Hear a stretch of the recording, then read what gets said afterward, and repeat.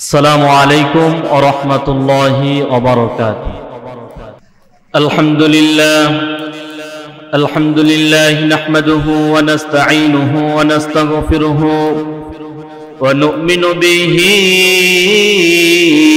ওয়া নাতাওয়াক্কালু আলাইহি ওয়া নাউযু বিল্লাহি মিন শুরুরি আনফুসিনা ومن سيئات أعمالنا من يهده الله فلا مضل له ومن يضلل فلا هادي له وأشهد أن لا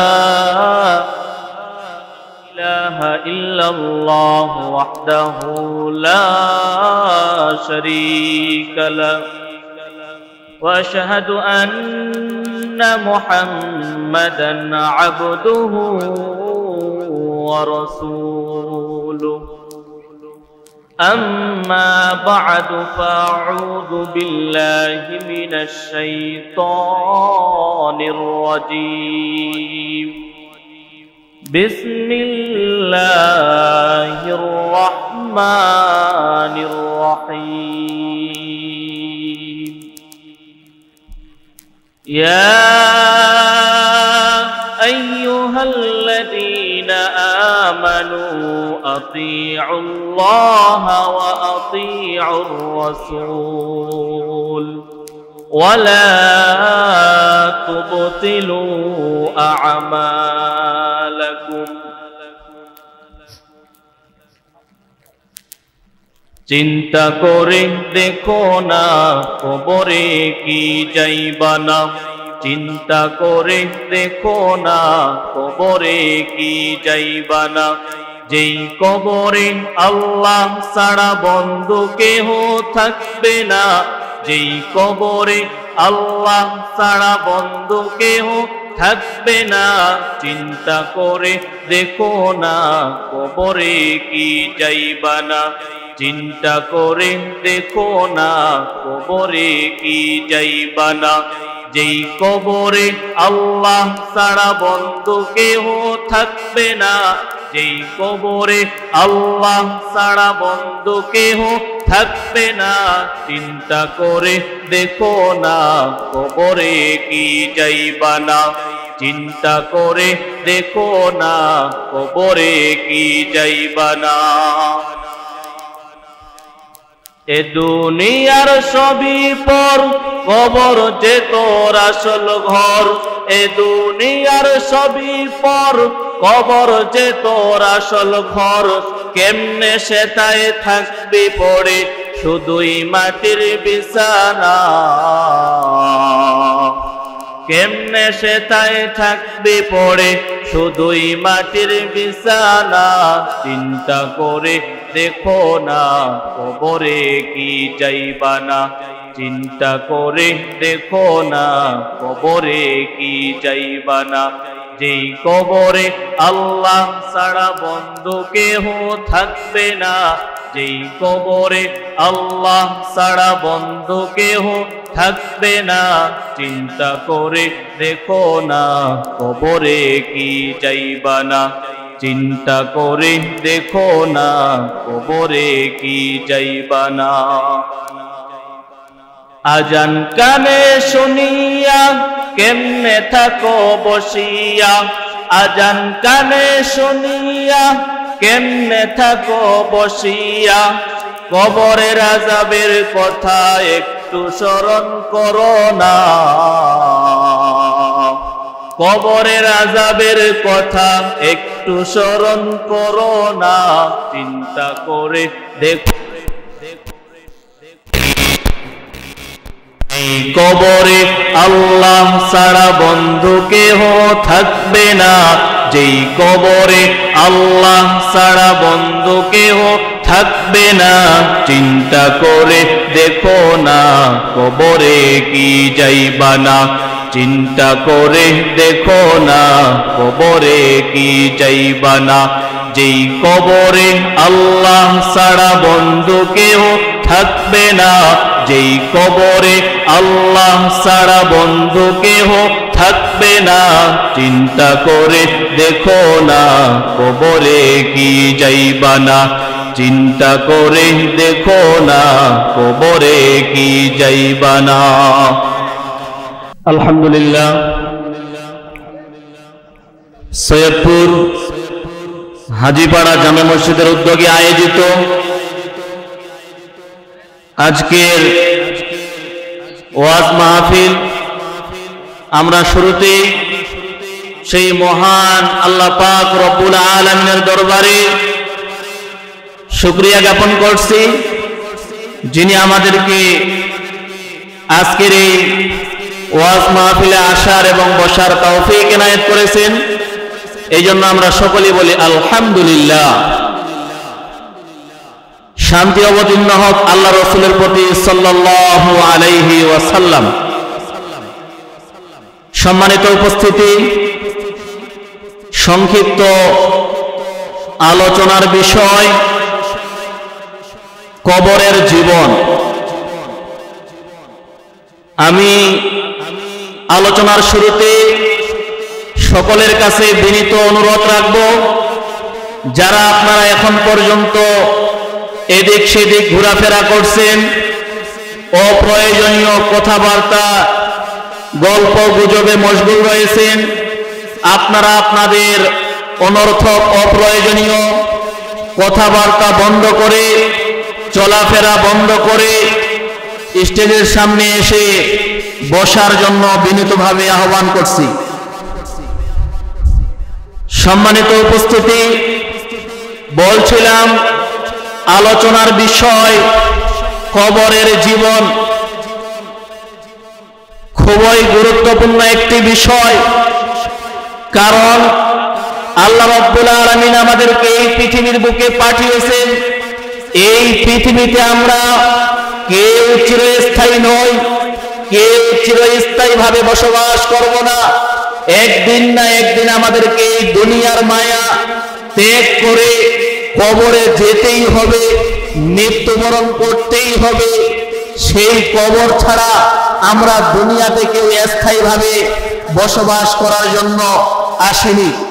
সম্মানিত উপস্থিতি, বলছিলাম দুনিয়াটা হলো ভাড়াটিয়া বাড়ির মতো, মালিকের নোটিশ পাওয়া মাত্রই আমাদেরকে এই দুনিয়ার জগৎ ছেড়ে চলে যেতে হবে। একটু ভালোভাবে খেয়াল করে দেখুন, গত 100 বছর আগে আমরা এই পৃথিবীর বুকে কেউ ছিলাম না, এখন বর্তমানে আছি। আবার আগামী 100 বছর পর এই পৃথিবীর বুকে আমরা কেউ থাকবো না, এটাই সুনিশ্চিত। স্বল্প সময়ের জন্য আল্লাহ রাব্বুল আলামিন আমাদেরকে এই দুনিয়ার বুকে পাঠিয়েছেন পরীক্ষা করার জন্য। দুনিয়াটা হচ্ছে পরীক্ষার কেন্দ্র, দুনিয়াটা হচ্ছে পরীক্ষার হল। আল্লাহ রাব্বুল আলামিন মানুষকে এই দুনিয়ার বুকে পাঠিয়েছেন পরীক্ষা করার জন্য। আল্লাহ রাব্বুল আলামিন তাই তো বলছেন সূরা মুলকের 2 নম্বর আয়াতের মধ্যে, আল্লাযী খালাকাল মাউতা ওয়াল হায়াতা লিয়াবলুয়াকুম আইয়ুকুম আহসানু আমালা।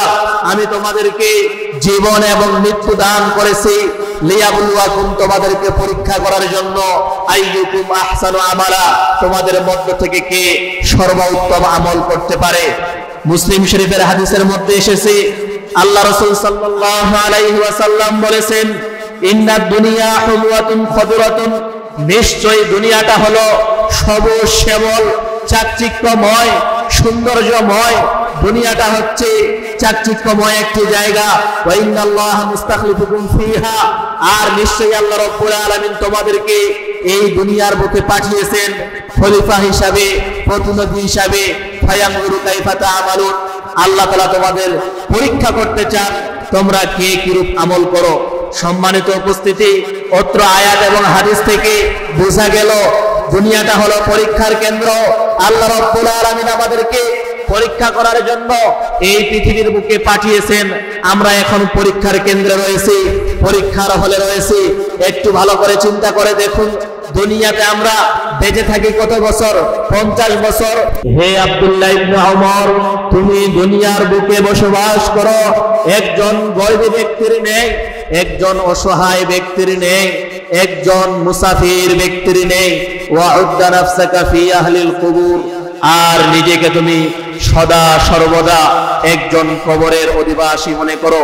তখন আব্দুল্লাহ ইবনে ওমর তখন থেকেই বলতে লাগলেন, ইযা আসবাহতা ফালা তানতাযিরুল মাসা ওয়া ইযা আমসাইতা ফালা তানতাযিরুস সাবাহ।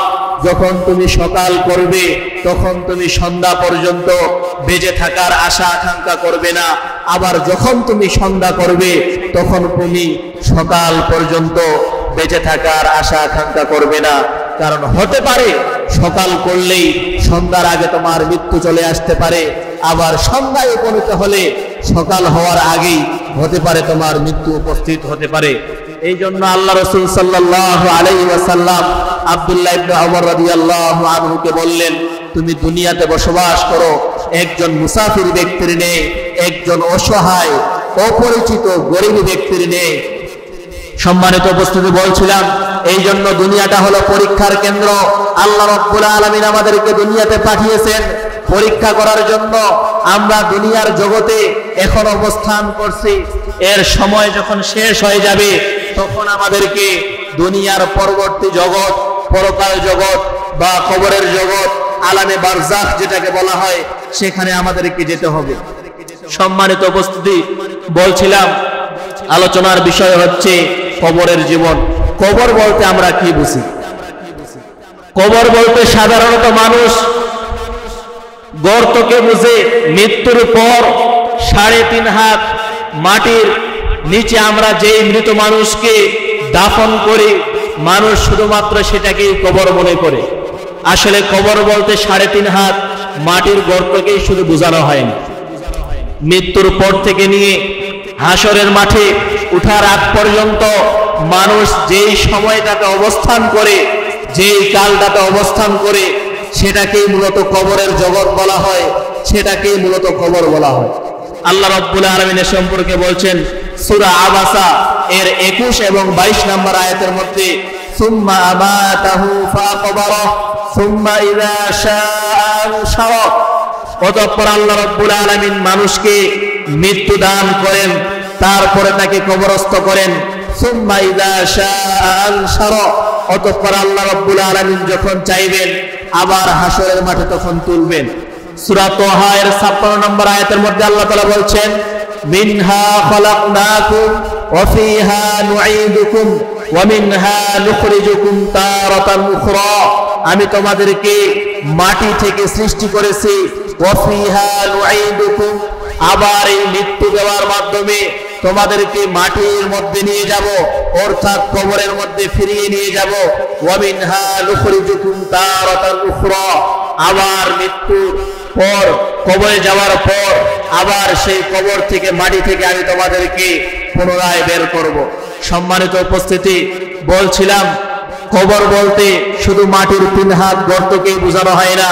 মৃত্যুর পর থেকে নিয়ে মানুষ হাসরের মাঠে ওঠার আগ পর্যন্ত যেই সময়টাতে অবস্থান করে, সেই সময়টাকেই বলা হয় কবরের জগৎ।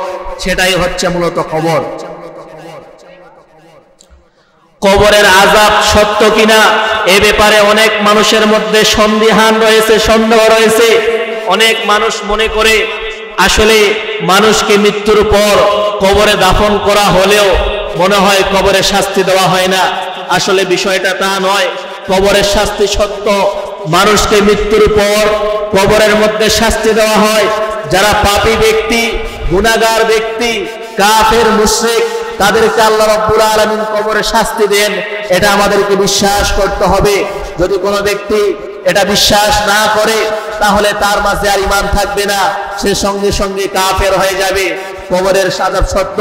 এ ব্যাপারে নাসাই শরীফের 137 নম্বর হাদিস, বুখারী মুসলিম মিশকাতের 128 নম্বর হাদিস, আয়েশা রাদিয়াল্লাহু আনহা বলেন, আন্না ইহুদিয়াতান দাখালাত আলাইহা, নিশ্চয়ই একজন ইহুদি মহিলা আমার কাছে আসলো। আসার পরে আমার সাথে সেই কবরের আযাব সম্পর্কে আলোচনা করতে লাগলো। কবরের আযাব সম্পর্কে কথা বলতে বলতে ওই ইহুদি মহিলা আমাকে বলেই ফেললো, আ'আযাকিল্লাহি মিন আযাবিল কবর। হে আয়েশা, আল্লাহ তোমাকে কবরের শাস্তি থেকে মুক্তি দিন, আল্লাহ তোমাকে কবরের শাস্তি থেকে রেহাই দিন। ইহুদি মহিলার মুখে কবরের শাস্তির কথা শুনে আল্লাহ রাসূল সাল্লাল্লাহু আলাইহি ওয়াসাল্লামকে আমি জিজ্ঞেস করলাম, ইয়া রাসূলুল্লাহ, হে আল্লাহর রাসূল, আযাবুল কবরি হাক্কুন, কবরের শাস্তি কি সত্য? মানুষকে যে কবরের শাস্তি দেওয়া হয় এ কথা কি সত্য? আল্লাহর রাসূল সাল্লাল্লাহু আলাইহি ওয়াসাল্লাম তখন বললেন, নাম, আযাবুল কবরি হাক্কুন, হ্যাঁ অবশ্যই কবরের শাস্তি হলো সত্য, এতে বিন্দুমাত্র কোনো সন্দেহ নেই।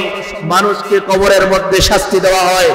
আয়েশা রাদিয়াল্লাহু আনহা বলেন, ফারাআইতু রাসূলুল্লাহ সাল্লাল্লাহু আলাইহি ওয়াসাল্লাম বাদা সালাতান ইল্লা তাআওয়াযা বিল্লাহি মিন আযাবিল কবর। ওই দিনের পর থেকে আমি আল্লাহর রাসূলকে যখনই সালাত আদায় করতে দেখেছি তখনই আল্লাহ রাসূল সাল্লাল্লাহু আলাইহি ওয়াসাল্লাম কবরের শাস্তি থেকে আল্লাহ তাআলার কাছে আশ্রয় প্রার্থনা করতেন। অর্থাৎ আল্লাহ রাসূল সাল্লাল্লাহু আলাইহি ওয়াসাল্লাম যখনই সালাত আদায় করতেন তখনই তিনি আল্লাহর কাছে কবরের শাস্তি থেকে আল্লাহর কাছে আশ্রয় প্রার্থনা করতেন। কোন সালাতেই তিনি কবরের শাস্তি থেকে আশ্রয় প্রার্থনা করা বাদ দেননি। সম্মানিত উপস্থিতি, বলছিলাম কবরের আযাব সত্য, এতে বিন্দুমাত্র কোনো সন্দেহ নেই। আসমা বিনত আবু বকর রাদিয়াল্লাহু আনহা তিনি বলেন, রাসূল সাল্লাল্লাহু আলাইহি ওয়াসাল্লাম বলেছেন, ক্বাদ উহিয়া ইলাইয়া আন্নাকুম তুফতানুনা ফিল কবরি করিবাম মিন ফিতনাতিদ দাজ্জাল। দাজ্জালের ফিতনার মতোই তোমরা কবরের ফিতনার, ভয়াবহ কবরের ফিতনার সম্মুখীন হবে। দাজ্জালের ফিতনা যেমন ভয়ানক, দাজ্জালের ফিতনা যেমন ভয়ঙ্কর, কবরের শাস্তিও তেমন ভয়ানক, কবরের শাস্তিও তেমন ভয়ঙ্কর, এতে কোনো সন্দেহ নেই। সম্মানিত উপস্থিতি, এই জন্য আমাদেরকে কবরের শাস্তিকে বিশ্বাস করতে হবে, এতে বিন্দুমাত্র কোনো সন্দেহ রাখা যাবে না। এই জন্য তো আমরা দেখতে পাই সাহাবীদের জীবনের দিকে তাকালে আল্লাহ রাসূল সাল্লাল্লাহু আলাইহি ওয়াসাল্লামের সাহাবীরা যখনই কবরের আযাবের আলোচনা শুনতেন তখনই তারা কান্না করতেন। কিন্তু দুঃখের বিষয় হচ্ছে আমরা কবরের আলোচনা শুনলেও, কবরের কথা শুনলেও, মৃত্যুর কথা শুনলেও আমরা পরকালকে ভয় পাই না, আল্লাহকে ভয় পাই না। আমরা দেখা যায় এরকম কবরের পাশ দিয়ে অতিক্রম করার পরেও আমরা কবর পাশের অতিক্রম করার যে দোয়াটুকু রয়েছে সেই দোয়াটুকুও পাঠ করি না। অথচ আল্লাহ রাসূল সাল্লাল্লাহু আলাইহি ওয়াসাল্লামের সাহাবীদের ক্ষেত্রে আমরা যদি দেখি তাহলে দেখতে পাবো আমরা যেরকমটা করি তারা তাদের ব্যতিক্রম ছিল। আল্লাহ রাসূল সাল্লাল্লাহু আলাইহি ওয়াসাল্লামের সাহাবীদের চরিত্র স্বভাব কেমন ছিল এ সম্পর্কে একটি হাদিস বর্ণিত হয়েছে তিরমিজি শরীফের 2308 নম্বর হাদিস, উসমান রাদিয়াল্লাহু আনহু থেকেই বর্ণিত। আন্নাহু ইযা ওয়াকাফা আলা কবরিন, উসমান রাদিয়াল্লাহু আনহু যখনই তিনি কোনো কবরের পাশে দাঁড়াতেন, বাকা উসমান রাদিয়াল্লাহু আনহু তিনি সঙ্গে সঙ্গেই কেঁদে ফেলতেন, কান্না করতেন। হাত্তা ইয়াবুল্লা লিহয়াতাহু, উসমান রাদিয়াল্লাহু আনহু এতই কান্না করতেন, এতই ভেঙে পড়তেন যে তার দাড়ি পর্যন্ত ভিজে যেত। ফাকিলা লাহু, উসমান রাদিয়াল্লাহু আনহুকে বলা হলো, তাযকুরুল জান্নাহ ওয়ান নার ফালা তাবকি ওয়া তাবকি মিন হাযা। হে উসমান, তোমার সামনে যখন জান্নাতের আলোচনা করা হয়, তোমার সামনে যখন জাহান্নামের আলোচনা করা হয়, কই তখন তো তোমাকে কাঁদতে দেখি না, কিন্তু যখন তুমি কবরের পাশে দাঁড়াও তখন তোমাকে কাঁদতে দেখি, কান্না করতে দেখি। কারণটা কি? উসমান রাদিয়াল্লাহু আনহু তখন বললেন, ও আমার সঙ্গী সাথীরা, তাহলে তোমরা শোনো, আমি উসমান কবর দেখলেই এমনি এমনি কান্না করি না, আমি উসমান কবর দেখলেই এমনি এমনি কান্নায় ভেঙে পড়ি না। কারণটা হচ্ছে এই, আল্লাহ রাসূল সাল্লাল্লাহু আলাইহি ওয়াসাল্লাম বলেছেন, ইন্নাল কবরা আউয়ালু মানজিলিন মিন মানাজিলিল আখিরাহ, নিশ্চয়ই পরকালের প্রথম স্তর, নিশ্চয়ই পরকালের প্রথম ধাপ হচ্ছে কবর। ফাইন নাজা মিনহু ফামা বাদাহু আইসারা মিন, যদি কোনো ব্যক্তি কবর থেকে মুক্তি পায়, যদি কোনো ব্যক্তি কবর থেকে রেহাই পায়, তাহলে কবরের পরবর্তী যতগুলো স্টেপ রয়েছে, ধাপ রয়েছে, তাহলে তার জন্য সেগুলো সহজ হয়ে যাবে। ওয়াইল্লাম ইয়ানজু মিনহু, আর যদি কোনো ব্যক্তি কবর থেকে মুক্তি না পায়, কবর থেকে রেহাই না পায়, কবর থেকে বাঁচতে না পারে, ফামা বাদাহু আশাদ্দু মিন, তাহলে কবরের পর্বত স্তরগুলো তার জন্য আরো কঠিন হয়ে যাবে। এই জন্য আমি উসমান কবর দেখলে এত কান্না করি, কান্নায় ভেঙে পড়ি। উসমান রাদিয়াল্লাহু আনহু বলেন, আমি আল্লাহ রাসূল সাল্লাল্লাহু আলাইহি ওয়াসাল্লামকে আরো বলতে শুনেছি, আল্লাহ রাসূল সাল্লাল্লাহু আলাইহি ওয়াসাল্লাম বলেছেন, মা রাআইতু মানদারান কাত্তু ইল্লা ওয়াল কবর আফদাউ মিন, আমি কবরের চেয়ে ভয়ঙ্কর কোন দৃশ্য অন্য কোন কিছু দেখিনি। অর্থাৎ কবরের দৃশ্য এতই ভয়ঙ্কর, কবরের দৃশ্য এতই ভয়ানক, কবরের দৃশ্য এতই জটিল ও কঠিন, এমন ভয়ানক, ভয়ঙ্কর, কঠিন ও জটিল দৃশ্য আমি অন্য কোথাও আর দেখিনি। উসমান রাদিয়াল্লাহু আনহু বলছেন, এই জন্যই আমি কবরের পাশে দাঁড়ালে, কবর দেখলে ওজর নয়নে কান্না শুরু করি। সম্মানিত উপস্থিতি, এই ছিল সাহাবায়ে কেরামদের চরিত্র। তারা কবর দেখলেই কান্না শুরু করে দিতেন, কবর দেখলে কান্নায় ভেঙে পড়তেন। কিন্তু আমাদের হৃদয়টা এতটাই শক্ত হয়ে গেছে যেন মনে হয় পাথরের চেয়েও বেশি শক্ত, যার কারণে কবরের কথা শুনলেও আমাদের চোখ দিয়ে একটু অশ্রু ঝরে না, আমাদের চোখ দিয়ে একটু পানি ঝরে না। আমরা আল্লাহকে ভয় করি না, কবরকে ভয় করি না, পরকালকে ভয় করি না। অথচ সাহাবায়ে কেরাম রাদিয়াল্লাহু আনহুম তারা কবরের কথা শুনলে, কবর দেখলেই কান্নায় ভেঙে পড়তেন। বুখারীর মধ্যে আরেকটি হাদিস এসেছে, আসমা বিনত আবু বকর রাদিয়াল্লাহু আনহা বলেন, قام رسول الله صلى الله عليه وسلم خطيبا, একদা আল্লাহর রাসূল সাল্লাল্লাহু আলাইহি ওয়াসাল্লাম আমাদের মাঝে খুতবা দেওয়ার জন্য দাঁড়ালেন, বক্তৃতা দেওয়ার জন্য দাঁড়ালেন। খুতবানা ফাযাকারা ফিতনাতাল কবরি, আল্লাহ রাসূল সাল্লাল্লাহু আলাইহি ওয়াসাল্লাম সেখানে কবরের শাস্তি সম্পর্কে আলোচনা করলেন। আল্লাহ রাসূল সাল্লাল্লাহু আলাইহি ওয়াসাল্লাম যখন আমাদের সামনে কবরের শাস্তি নিয়ে আলোচনা করলেন, আল্লাহ রাসূলের আলোচনা শুনে গজ্জাল মুসলিমুনা গজ্জাতান, উপস্থিত যত মুসলিম রয়েছিল সমস্ত মুসলিমরা হাউ মাউ করে কান্না শুরু করে দিল, সবাই কান্নায় ভেঙে পড়ল। সম্মানিত উপস্থিতি, এই ছিল সাহাবায়ে কেরামের চরিত্র। বলছিলাম সাহাবায়ে কেরাম রাদিয়াল্লাহু আনহুম তারা কবর দেখলে, কবরের আলোচনা শুনলে, মৃত্যুর কথা শুনলে তারা কান্নায় ভেঙে পড়তো, তারা এরকম অশ্রু ঝরাতো। কিন্তু আমরা কান্না করি না, আমরা ভয় করি না। সম্মানিত উপস্থিতি, এই জন্য আমাদের উচিত হবে বেশি বেশি করে মৃত্যুর কথা স্মরণ করা, পরকালের কথা স্মরণ করা। যারা মৃত্যুর কথা স্মরণ করে কবরের জন্য প্রস্তুতি গ্রহণ করে থাকে, আল্লাহ রাসূল সাল্লাল্লাহু আলাইহি ওয়াসাল্লাম তাদেরকেই বুদ্ধিমান হিসেবে আখ্যায়িত করেছেন। আব্দুল্লাহ ইবনে মাসউদ রাদিয়াল্লাহু আনহু বলেন, রাসূল সাল্লাল্লাহু আলাইহি ওয়াসাল্লামের কাছে একদা এক ব্যক্তি আসলো, আসার পরে বলল, ইয়া রাসূলুল্লাহ, হে আল্লাহর রাসূল, মুমিনদের মধ্য থেকে আইয়ুল মুমিনিনা আকিয়াস। আল্লাহ রাসূল নিজেই জিজ্ঞেস করলেন যে, হে আমার সাহাবীরা, তোমরা কি জানো মুমিনদের মধ্য থেকে সর্বোত্তম বা সবচেয়ে বুদ্ধিমান মুমিন, চালাক মুমিন কে?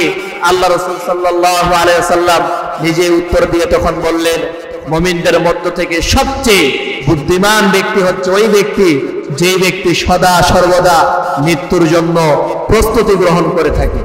এই জন্য সম্মানিত উপস্থিতি, আমাদেরকে সদা সর্বদা মৃত্যুর প্রস্তুতি গ্রহণ করতে থাকতে হবে, মৃত্যুর কথা স্মরণ করতে হবে, কবরের জন্য প্রস্তুতি গ্রহণ করতে থাকতে হবে। কারণ মৃত্যু কার কখন উপস্থিত হবে আমরা কেউ জানি না। এই জন্য কবরের জন্য যদি আমরা প্রস্তুতি গ্রহণ করে থাকি, তাহলেই আমরা কবরের শাস্তি থেকে মুক্তি পেতে পারি, নচেত সম্ভব নয়। আমরা সকলেই জানি কবরে প্রত্যেকটা মাইয়ের ব্যক্তিকে যখন রাখা হবে, 3টা করে প্রশ্ন করা হবে। 3টা করে প্রশ্নের উত্তর যারা দিতে পারবে তারা জান্নাতে যাবে, আর যারা 3টা প্রশ্নের উত্তর দিতে পারবে না তারা জাহান্নামে যাবে। পরীক্ষা, দুনিয়াটা হলো পরীক্ষার হল, দুনিয়াতেও আমরা পরীক্ষা দেই। কবরে যখন মাইয়ের ব্যক্তিকে দাফন দেওয়া করা হবে, তখনও তাকে পরীক্ষা করা হবে, 3টা প্রশ্ন করা হবে। দুনিয়ার পরীক্ষা আর পরকালের পরীক্ষার মাঝে পার্থক্য হচ্ছে, দুনিয়াতে যখন পরীক্ষা নেওয়া হয় তখন পরীক্ষার ডেট, তারিখটা নির্ধারিত করে দেওয়া হয়, বলে দেওয়া হয় অমুক মাসের অমুক তারিখে পরীক্ষা নেওয়া হবে। কিন্তু পরীক্ষার প্রশ্নপত্র কি থাকবে, পরীক্ষার মধ্যে কি কি প্রশ্ন আসবে, এগুলো বলে দেওয়া হয় না। কিন্তু পরকালের ক্ষেত্রে নিয়মটা একেবারেই ব্যতিক্রম। আল্লাহ রাব্বুল আলামিন আজ থেকে 1450 বছর পূর্বেই কবরের মধ্যে কি কি প্রশ্ন করা হবে সেই পরীক্ষার প্রশ্নপত্র আগেই তিনি ফাঁস করে দিয়েছেন, কিন্তু পরীক্ষাটা কখন নেওয়া হবে এটা বলেন নাই। যার যখন মৃত্যু হবে তার তখন পরীক্ষা শুরু হবে। আমরা জানি পরীক্ষার প্রশ্নপত্র ফাঁস হলে নাকি পরীক্ষা মানুষ ভালো দিতে পারে, অথচ আল্লাহ রাব্বুল আলামিন আজ থেকে 1450 বছর পূর্বে কবরের প্রশ্নগুলো ফাঁস করে দিয়েছেন। 3টা প্রশ্ন কি কি করা হবে আমরা সকলেই জানি, কিন্তু তারপরেও আমরা কেউ বলতে পারবো না আমরা পরীক্ষায় পাস করতে পারবো কিনা। সম্মানিত উপস্থিতি, মাইয়েত ব্যক্তিকে যখন কবরে রাখা হয় 3টা করে প্রশ্ন করা হয়। হাদিসটি এসেছে মুসলিম শরীফের মধ্যে। বারা ইবনে আযিব রাদিয়াল্লাহু আনহু বলেন, রাসূল সাল্লাল্লাহু আলাইহি ওয়াসাল্লাম বলেছেন, মাইয়েত ব্যক্তিকে যখন কবরের মধ্যে রাখা হয়, ইয়াতিহি মালাকান, মাইয়েত ব্যক্তির কাছে 2জন ফেরেশতা আসে। ফাইজুলিসানিহি, 2জন ফেরেশতা এসে ওই মৃত ব্যক্তিকে বসায়। সেখানে বসার পর তাকে প্রথম প্রশ্ন করে, মার রব্বুক, তোমার রব কে? মৃত ব্যক্তি যদি মুমিন হয় তখন সে উত্তর দেয়, রব্বি আল্লাহ, আমার রব হচ্ছে আল্লাহ, আমার প্রতিপালক হচ্ছে আল্লাহ। দ্বিতীয় নম্বরে তখন প্রশ্ন করে ফেরেশতারা, ওয়া দীনুকা, তোমার দিন ধর্ম কি?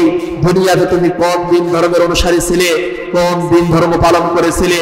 মাইয়েত ব্যক্তি যদি মৃত ব্যক্তি যদি মুমিন হয় তখন সে উত্তর দিবে, দীন আল ইসলাম, আমার দিন ধর্ম হচ্ছে ইসলাম। দ্বিতীয় প্রশ্নের যখন উত্তর দিতে পারবে, তৃতীয় নম্বরে ফেরেশতারা আবার প্রশ্ন করবে, ওমান নাবিয়্যু, তোমার নবী কে ছিল? বা ওমা হাযার রাজুল আল্লাযী বুইসা ফীকুম, তোমাদের মাঝে যেই ব্যক্তিকে পাঠানো হয়েছিল সেই ব্যক্তি সম্পর্কে তুমি কি মনে করো? যদি ওই ব্যক্তি মুমিন হয়ে থাকে তখন সে উত্তর দেবে যে আমার নবী হচ্ছে মুহাম্মদ সাল্লাল্লাহু আলাইহি ওয়াসাল্লাম। মাইয়াত ব্যক্তি যখন এই 3টা প্রশ্নের উত্তর দিতে পারবে, ফেরেশতারা তখন 4 নম্বরে তাকে আরো একটা প্রশ্ন করবে, সেটা হচ্ছে ওমা ইউদরিকা, তুমি এটা কিভাবে জানলে? তোমার রব যে আল্লাহ, তোমার দিন যে ইসলাম, তোমার নবী যে মুহাম্মদ সাল্লাল্লাহু আলাইহি ওয়াসাল্লাম, তুমি এগুলো কিভাবে জানলে? মাইয়াত ব্যক্তি মুমিন হলে তখন সে বলে দিবে, করাতু কিতাবাল্লাহ ফাআমানতু বিহি ওয়া সাদ্দাকতু, দুনিয়াতে আমি আল্লাহর কিতাব পড়েছিলাম, তার প্রতি ঈমান আনয়ন করেছিলাম এবং তাকে সত্য বলে স্বীকার করেছিলাম। এভাবেই মৃত ব্যক্তি মুমিন হলে 3টা প্রশ্নের উত্তর দেওয়ার পর 4 নম্বরে তাকে প্রশ্ন করা হবে। এভাবেই যখন প্রশ্ন উত্তর শেষ হয়ে যাবে তখন আল্লাহ রাব্বুল আলামিন আসমান থেকে আওয়াজ দিয়ে বলবেন, সাদাকা আবদি, আমার বান্দা সত্য কথা বলেছে, আমার বান্দা সত্য উত্তর দিয়েছে। আল্লাহ তাআলা তখন বলবেন, ফাফরিশুহু মিনাল জান্নাহ ওয়ালবিসুহু মিনাল জান্নাহ ওয়াফতাহু লাহু বাবান ইলাল জান্নাহ, তাকে তোমরা জান্নাতের পোশাক পরিধান করিয়ে দাও, তার জন্য জান্নাতের বিছানা বিছিয়ে দাও এবং জান্নাত পর্যন্ত তার জন্য একটা সুড়ঙ্গ পথ, দরজা খুলে দাও। আল্লাহ রাসূল সাল্লাল্লাহু আলাইহি ওয়াসাল্লাম বলেছেন, তখন ওই মৃত মুমিন ব্যক্তির কবর থেকে জান্নাত পর্যন্ত একটা দরজা তৈরি করে দেওয়া হবে, সুড়ঙ্গ পথ তৈরি করে দেওয়া হবে। সেই জান্নাত থেকে তার কবরের মধ্যে জান্নাতের সুগন্ধি হাওয়া বাতাস আসতেই থাকবে। পক্ষান্তরে মৃত ব্যক্তি যদি ওয়ামাল কাফের, যদি মৃত ব্যক্তি মাইয়াত ব্যক্তি যদি কাফের হয়, মুনাফিক হয়, পাপী হয়, মুশরিক হয়, গুনাহগার হয়, ফেরেশতারা যখন এসে তাকে জিজ্ঞেস করবে, প্রথম প্রশ্ন করবে, মার রব্বুক, তোমার রব কে ছিল? মৃত ব্যক্তি যদি কাফের, মুশরিক হয়, পাপী হয়, গুনাহগার হয়, তখন সে বলবে, হা হা লা আদরি, হায় আফসোস, আমি তো কিছুই জানি না, হায় আফসোস, আমি তো কিছুই জানি না, হায় আফসোস, আমি তো কিছুই জানি না। দ্বিতীয় নম্বরে আবার ফেরেশতারা প্রশ্ন করবে, ওয়া দীনুকা, তোমার দিন ধর্ম কি ছিল? তখন ওই মৃত ব্যক্তি আবার বলবে, হা হা লা আদরি, হায় আফসোস, আমি তো কিছুই জানি না। তৃতীয় নম্বরে আবার প্রশ্ন করবে, ওমান নাবিয়্যু, তোমার নবী কে ছিল? তখন ওই মৃত ব্যক্তি আবারও বলবে, হা হা লা আদরি, হায় আফসোস, আমি তো কিছুই জানি না। এভাবে যখন 3টা প্রশ্নের উত্তর মৃত ব্যক্তি দিতে পারবে না, তখন আল্লাহ রাব্বুল আলামিন আসমান থেকে আওয়াজ দিয়ে বলবেন, কাযাবা আবদি, আমার বান্দা মিথ্যা কথা বলেছে। ফাফিশুহু মিনান নার ওয়ালবিসুহু মিনান নার ওয়াফতাহু লাহু বাবান ইলান নার। শেষ করব নাকি? শেষ করব।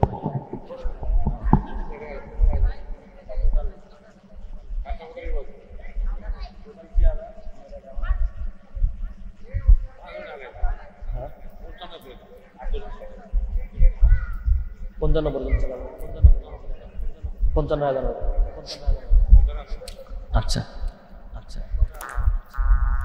মৃত ব্যক্তি যখন এইভাবে তিনটি প্রশ্নের উত্তর দিতে পারবে না, তখন আল্লাহ রাব্বুল আলামিন আসমান থেকে আওয়াজ দিয়ে বলবেন, কাযাবা আবদি, আমার বান্দা মিথ্যা কথা বলেছে, ফাফরিশুহু মিনান নার ওয়ালবিসুহু মিনান নার ওয়াফতাহু লাহু বাবান ইলান নার।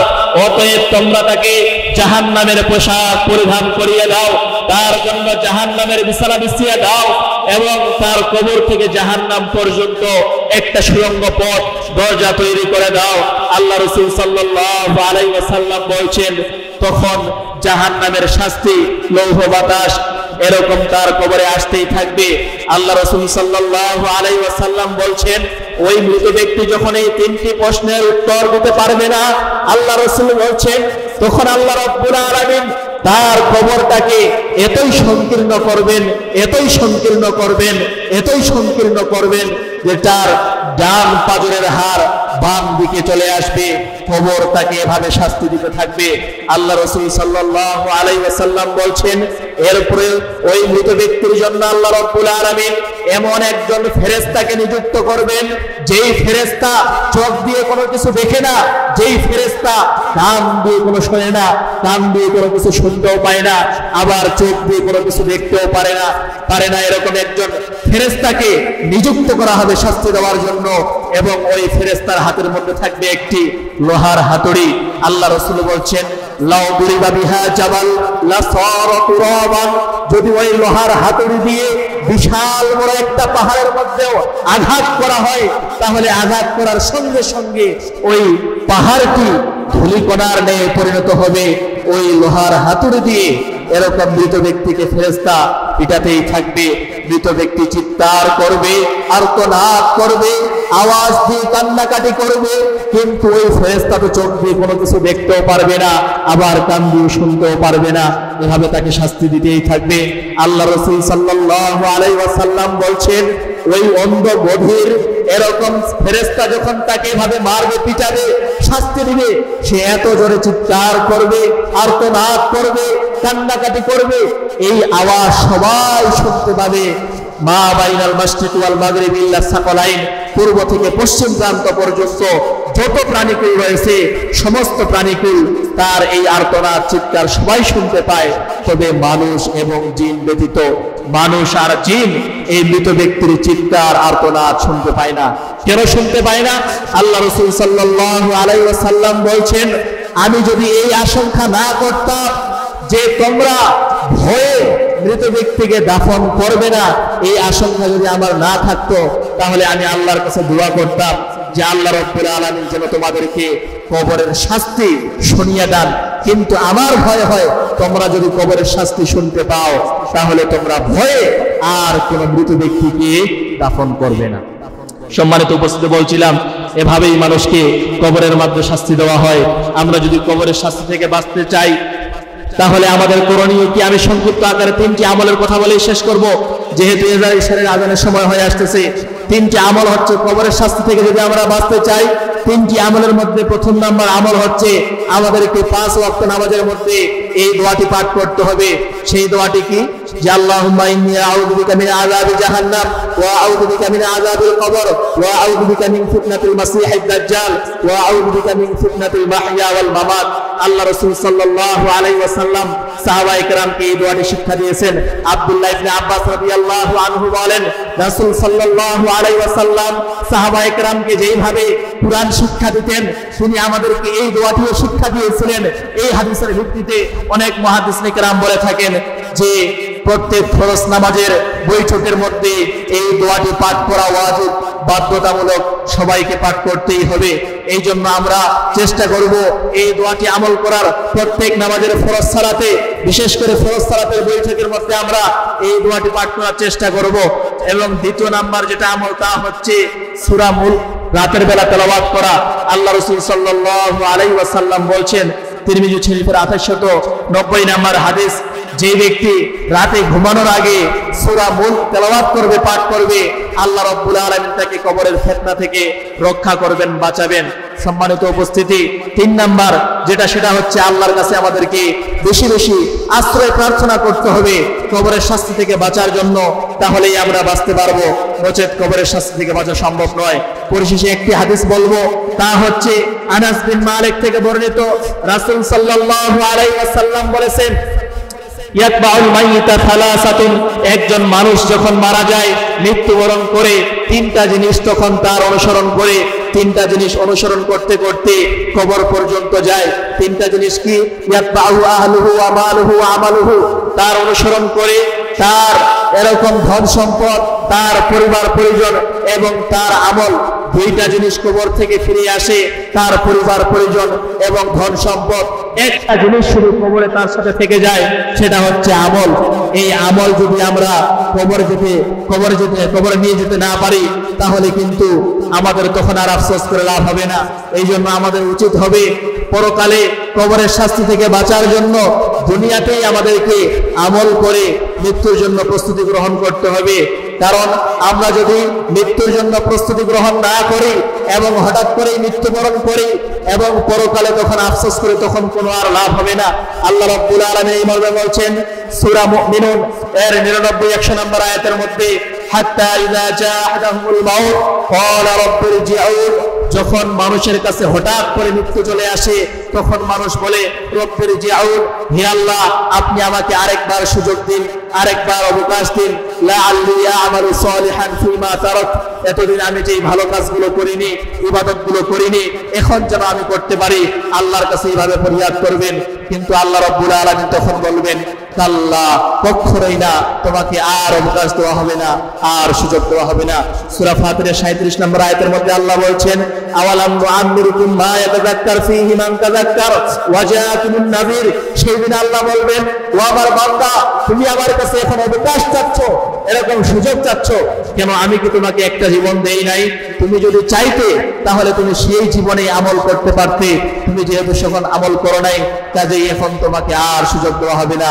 তখন মানুষ বলবে, ওয়াকালু লাউ কুন্না নাসমাউ আও নাকিলু মা কুন্না ফি আসহাবিস সাঈর, হায় আফসোস, দুনিয়াতে আমরা সব কিছু শুনেছিলাম, আমরা যদি শোনার মতো শুনতাম, বুঝার মতো বুঝতাম, আমল করতাম, মা কুন্না ফি আসহাবিস সাঈর, তাহলে আমরা আর জাহান্নামের সঙ্গী সাথী হতাম না।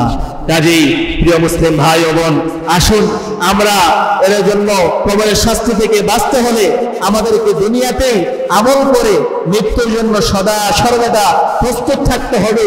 কবরে যদি আমরা বাঁচতে পারি, কবরে যদি মুক্তি পাই, তাহলে বাকি যতগুলো স্টেপ রয়েছে, ধাপ রয়েছে, সেগুলো থেকেও আমরা মুক্তি পাবো, বাঁচতে পারবো। আর কবরে যদি আমরা রক্ষা না পাই, কবর থেকে যদি বাঁচতে না পারি, তাহলে আমাদেরকে সব জায়গায় ধরা খেতে হবে। কাজেই আসুন আল্লাহ সুবহানাহু ওয়া তাআলা আমাদেরকে এই কবরের শাস্তি থেকে বাঁচার জন্য যে আমলগুলোর কথা বলা হলো, এই সমস্ত আমলগুলো বেশি বেশি করে করার তৌফিক দান করুন সকলে বলি আল্লাহুম্মা আমিন।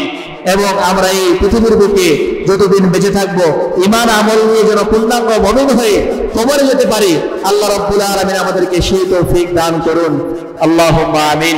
এই বলেই আজকে সংক্ষিপ্ত আলোচনা এখানে শেষ করছি। সুবহানাকা আল্লাহুম্মা ওয়া বিহামদিক, আশহাদু আল্লা ইলাহা ইল্লা আনতা আস্তাগফিরুকা ওয়া আতুবু ইলাইক।